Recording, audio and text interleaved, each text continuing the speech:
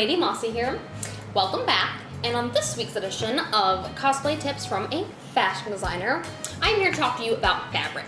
Now, when beginning the process of trying to start your costume, fabric is the single most important thing that you can start out with, because if you have shitty fabric, you're gonna have a shitty costume. Well, it won't be shitty, but you could make it a lot better.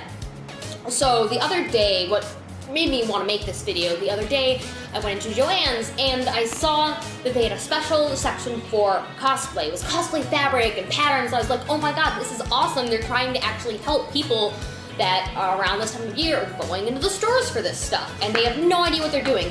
And I have to say, I was very disappointed in Joann's because the fabric was shitty. It was horrible fabric, and the thing is, I mean, it wasn't bad fabric, it was just hard to work with fabric, and I don't get why they're trying overpriced. Don't buy it, overpriced. It was hard fabric they're trying to sell to people who might not really know what to do with it. So today's video, I'm going to be talking about different types of fabric and what the hell to do with them. Now, fabric can be split up into very broadly, two main groups. Wovens, and I just realized it's backwards. I don't know how to do videos.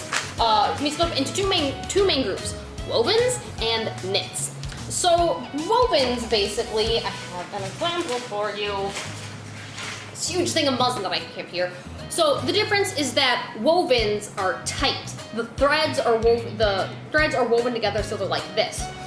So with a woven, example would be something like a cotton or a linen or a brocade, you know, the fabric with the really fancy, like glittery designs on them. So this is muslin. Now, when I do this, I don't know if you can hear that. See, look, it doesn't move. So that's what a woven is, because the fibers are like this, and it's really, if you're looking to make like a structured, like tailored garment or something that has like some really, it's stiff instead of all flowy, this is what you should use. And also, I don't know if any of you know this, but muslin is what designers use whether we're draping or when we're making a prototype. If you have time and you're not making this the night before, you know, your convention that you have to go to, definitely recommend doing a prototype in school before every collection, every project that I had to do. We always made a muslin sample. Muslin is great because it's cheap, shitty fabric, and you don't have to spend time worrying, what pretty fabric am I gonna drape in today? No, you get it, you go, you're good. So that's muslin. Yeah, that's about it. So that's a woven. And then we have knits. Oh, knits. How do I love thee? Let me count the ways. Knits are awesome because they're super easy if you know how you're working with them. So the difference with knits is that, look,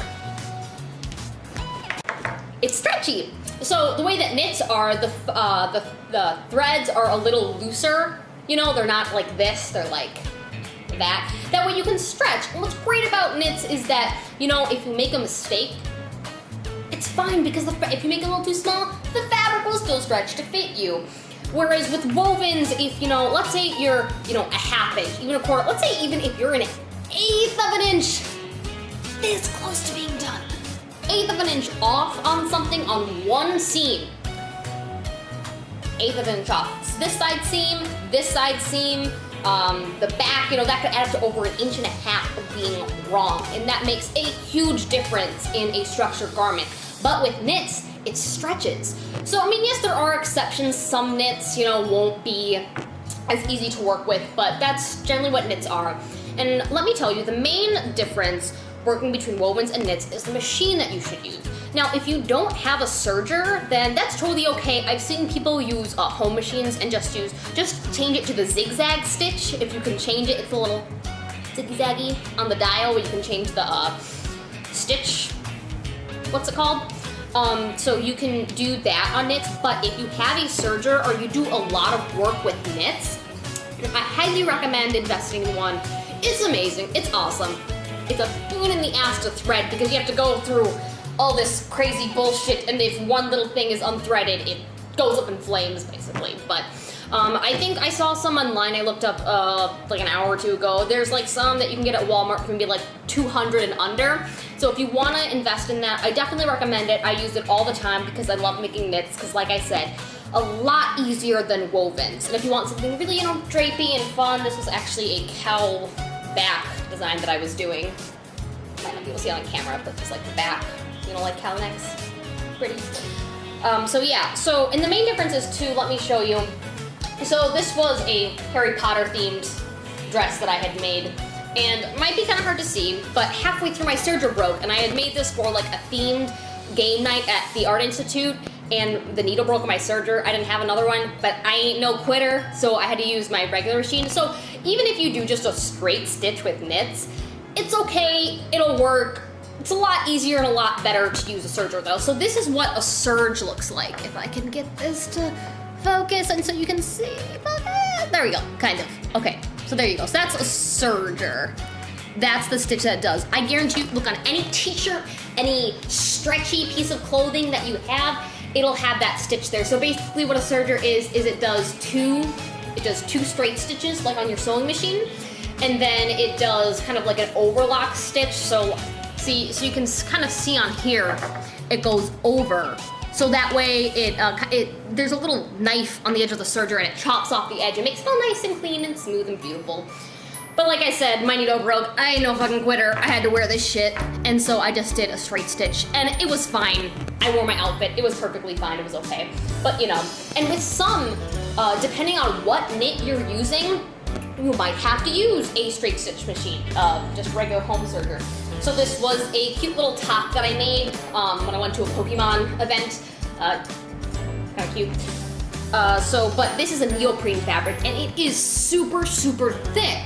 But when I tried to put it under my serger, it did not work. So here on the inside seam, I just used a straight stitch. That's what I had to use with this. So if you have to, that's perfectly fine. So before you work on your costume, kind of get to know what kind of fabric you might need, because you might need woven for a skirt that you're making, but if you want to do like a little leotard, it'll probably be better to just use a knit fabric. So now that you know a little bit more about fabrics, oh, and one more thing I do want to mention about fabrics, just be careful when you're going in stores. If you look and you see that something's like silk and it's like $4.99 a yard, you know, be wary because it's not 100% silk, it's a polyester silk. So there are different types of fabric. So like there's silk, for example. So silk, you have a silk chiffon, which, oh, actually I do have an example of that here. Really pretty fabric I ordered. So this is a silk chiffon. Really pretty flowy fabric. But there's also silk charmeuse, you know, that really pretty like shiny drapey fabric that you might see on wedding dresses. There's silk organza, there's silk regular, there's silk everything. So when you go in the store and you know on the bolts of fabric, just look at the top of it and next to the price it'll say, you know, it might say, you know, 94% cotton, 6% spandex when you're looking at knits. That's something you also need to make sure the fiber content of your fabric that you're looking at, that does play a big role. So especially if you want something with just a little bit of stretch, look for something that has a certain, like a little bit of percentage of spandex in it, or lycra, because that'll help, that gives the fabric a little bit of stretch. So you can have a woven that's woven, but it has a little bit of stretch, a little more ease for it. So as I was saying, there's a ton of different types of fabric. So just because it says silk, it's a polyester silk. And there's nothing wrong with that. If you just want to go into the fabric store and just buy the prettiest fabric that you think will look awesome for your cosplay, you do you, bitch. You do you. Just get whatever you want. But I'm just trying to tell you that it would be a little bit easier for you to research what kind of fabric you might need before you just go in and make your costume, and make sure you know the right way to construct it. Now, when it comes to buying fabric, I don't know if all of you know this. Maybe I'm just familiar with this because I went to school for 4 years. I would hope I would know where to get fabric, but you can buy fabric online. There's lots of different places you can go. So there's Mood Fabrics. If you watch Project Runway, or you've heard of it before, actually in like 30 minutes, episode 2 of the new season comes out. I'm excited, sorry. So you can go to moodfabrics.com and they have some really nice selection. It can be kind of pricey, but that's okay. Fabric.com is really awesome. If your order is $35 or over, you get free shipping, which I always end up doing because I don't want to pay no $8 for shipping. Fuck that. So there's fabric.com. There's a few other places. I will post links to all the places to buy fabric down below. I would just recommend not buying fabric from, unless, you know, you live out in some crazy Narnia land that there's no Joann's by you.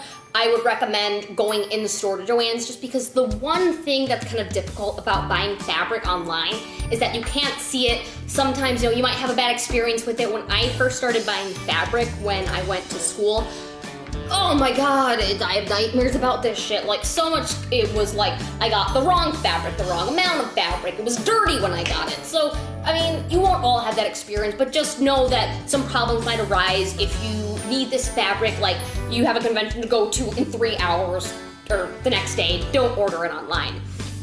If you happen to live in Chicago, I do know of a few places. There is the Discount Textile Outlet, which is right off the Damon stop on the Pink Line, which is really awesome. There's also Vogue Fabrics and the one other one that I can't think of, but if you do live in Chicago, I will post the links to all the places that you can go to, just because that's what I'm familiar with, so I can let you all know about that. And yeah, so that's basically it about fabric, just kind of like a quick little overview.